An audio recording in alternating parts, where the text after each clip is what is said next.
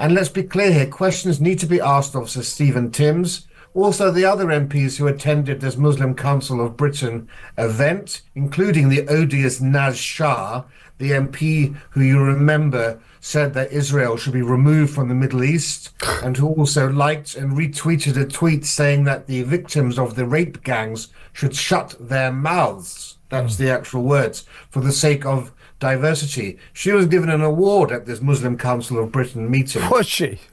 And let's be clear. I bet she was, yeah. The Muslim Council of Britain is an odious organization. In the Labour government, as you mentioned, cut off ties with it in 2009 because of its links to extremism, which included actually during another altercation between Hamas and Gaza, MCB figures signed a declaration essentially calling for attacks on Royal Navy British vessels as well as on Jews around the world. Then in 2015, the Tory government had a review into the Muslim Council of Britain and found that actually it was very closely linked to the Muslim Brotherhood, a sinister anti-Semitic organization founded in the 1920s by admirers of Hitler and the Nazis. And they actually sent people to the Nuremberg rallies in Germany in the 30s. And this organization has been banned in Saudi Arabia, in the UAE, and in Egypt. And yet there are strong connections between it and this Muslim Council of Britain. We need to understand that this has a presence in the UK. So what on earth is a minister of the Crown doing attending an event with this organization? And just yesterday they elected a new Secretary General of the Muslim Council of Britain.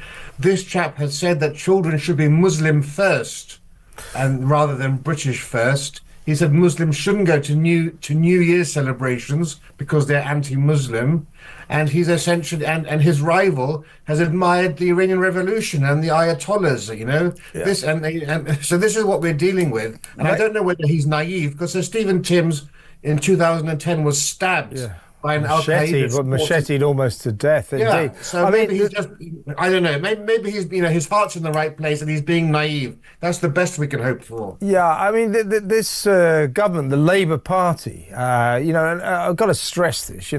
Most Muslims, perfectly decent people. We have a problem with Islamic extremists, as we were just saying. That Islamic terrorism is responsible for 94% of the deaths through terrorism in this country. So to say, let's worry about far-right extremism is absolutely nonsense. It's blinkered.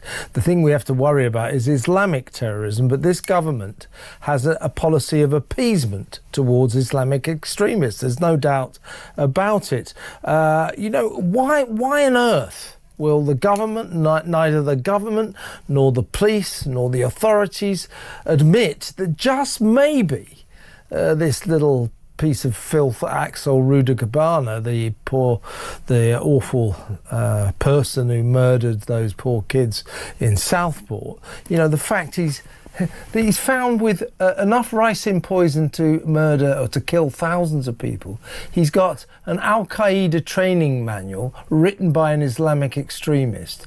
And our authorities, lawyers, police, coppers, politicians are going out of their way to come up with reasons to say this guy's got nothing to do with terrorism.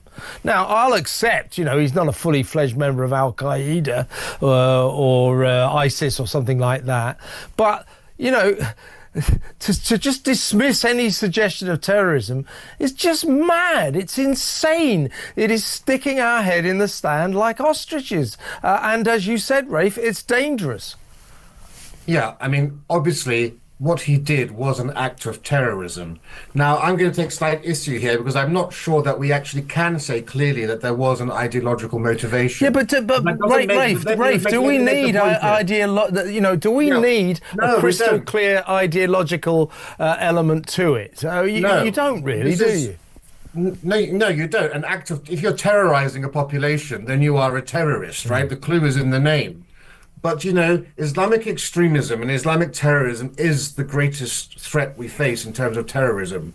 But there's another force existing in this country, which is the thing that actually we don't discuss enough. And it's probably just as big as Islamic extremism. And that is the fact that asylum seekers who come from war-torn countries and immigrants who come from war-torn countries or very violent countries and their children, if they're born in this country, are more prone to violence and criminality. And all of the sociological evidence shows that, the psychological evidence shows that. It's been settled on this point.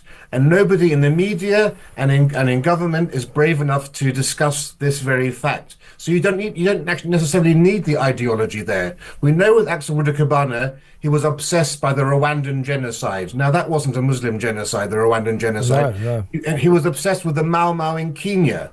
He was obsessed with the extermination of the Native American populations, and also the atrocities committed by other tribes in North Africa, by the ethnic clans killing each other in the Sudan and so forth. This was a guy who basically was obsessed by violence. A lot of this coming, of course, from his background. And we don't discuss enough the fact that the Nottingham murderer, the Manchester Arena bomber, the assassin of Sir David Amis, Axel Rudakubana, and many others, these are either asylum seekers or the children of asylum seekers. Yeah. The fact that he was born in Wales is irrelevant.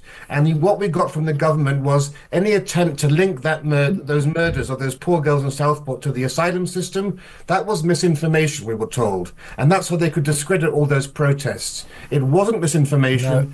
Because this boils down to the asylum system and importing people who are psychologically disturbed, emotionally dead and stunted. And that applies to all the hundreds of thousands of people that we've imported across the channel in those dinghies, young men of fighting age who have witnessed and participated in, quite often, horrific crimes, who are hardened from that experience and who've come here who can never adjust, who are a strain on our mental health services and on our benefit system and are a risk to the nation. That's a discussion we should be having alongside Islamic extremism. Well, our politicians now, our Labour politicians, our government, just have this massive, strange urge to call bad guys good guys, and for us to understand. My last question to you, Rafe, going slightly off-piste, why do you think the Deputy Prime Minister, Angela Rayner, yesterday, in her glowing tribute to the Holocaust, when she said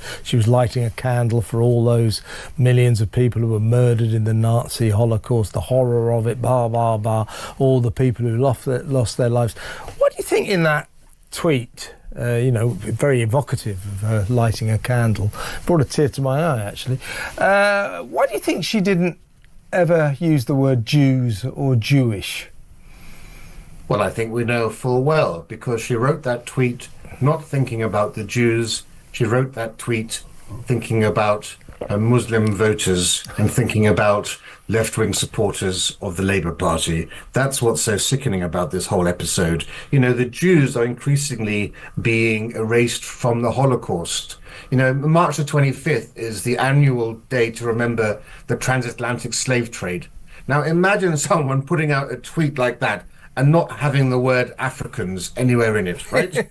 That would be unimaginable, right? It would be unconscionable. There would be an absolute outcry. So for her, or for Good Morning Britain for that matter, and many others, not to mention the Jews by name, it's especially bad this year, because this is the 80th anniversary of the liberation of Auschwitz. World leaders are gathered literally at Auschwitz. And even on that day, you don't mention the Jews. I mean, it's absolutely unforgivable. Well, Rafe, to be fair, it's only 6 million of them got killed, so it's an easy oversight for her to make. As you say, I'm sure this isn't at all relevant, but if she doesn't get the Muslim vote in her constituency, she loses her seat. But I'm sure that didn't influence that tweet in one bit whatsoever. Rafe, excellent to talk to you. Thank you very much for your time and wise thoughts. Rafe Heydel-Mankoo, their historian and broadcaster.